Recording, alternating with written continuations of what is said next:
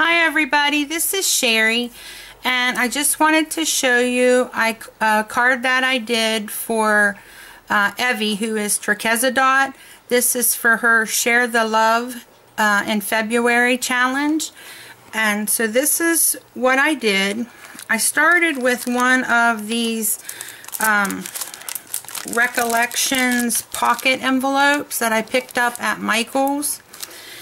I'm not sure if the, like that We Are Memory Keepers or the Stampin' Up! Punch board will make envelopes that are shaped to open it this way or not, but I'm hoping they will because I want to do some more cards like this. And these, oh my golly, these were so thick. I was just shocked when I opened them. I couldn't believe the quality. They're really nice. And so I used Happy Spring Tilda, and I colored her with my Copics, and I'm just falling head over heels in love with the Tilda images. For the background paper, I used My Mind's Eye Butterfly, and I don't know if it shows the paper. Oh, it's that paper right there that I used. I used the Stampin' Up! Owl Builders punch, and I used that heart right there. And I used the Recollections punch that Jen, who is Jen Callie 78, gave me. And these two were the perfect size. It was so nice to have teeny tiny clear up to great big hearts because it worked out really well. And the envelope is actually 6 1/4 by 4 1/4, so it's a little bigger than your average A2 size card. And my paper came from a 6x6 pad excuse me, so I couldn't cover the entire back of the envelope. So I went and I used some crumb cake cardstock and cut it to the exact length and put that on first, and then I inked around the edges with tea-dye, Tim Holtz tea-dye distress ink. Then I cut my paper to 4 by 6 and layered it on and left myself a 1/4 inch border.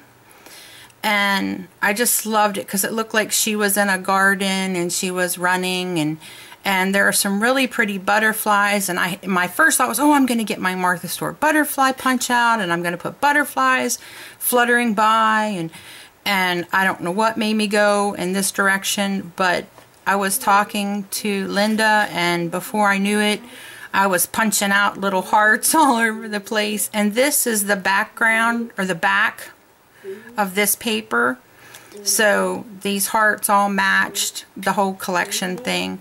And so I did it so that, well, my plan was so that it looked like the hearts, like she had thrown them into the air and they were landing in piles on the ground around her.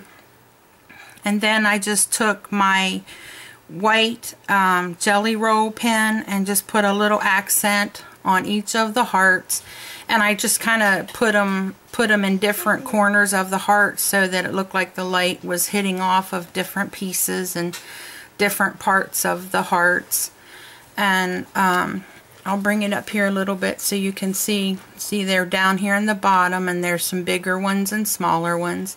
Same with down here.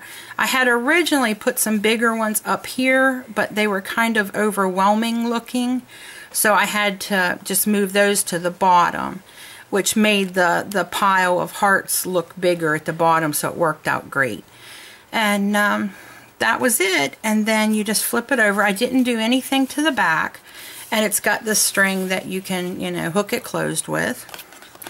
And I used another piece of the same paper, and I used the same image that I used here, and I used, for the little balloon, I used Kay Andrews, one of her Valentine's Day sets, and she doesn't make them anymore, but I just went ahead and put it in Tilda's hand, and it says love up here.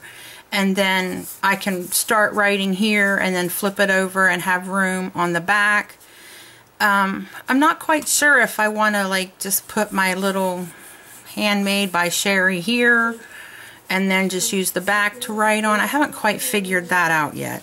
If you have any suggestions about which way you think that would look best, you know, let me know, because I really didn't think of it till now. If I put my stamp on the back of this part, then it cuts into where I'll be writing, because you can't exactly write on the envelope.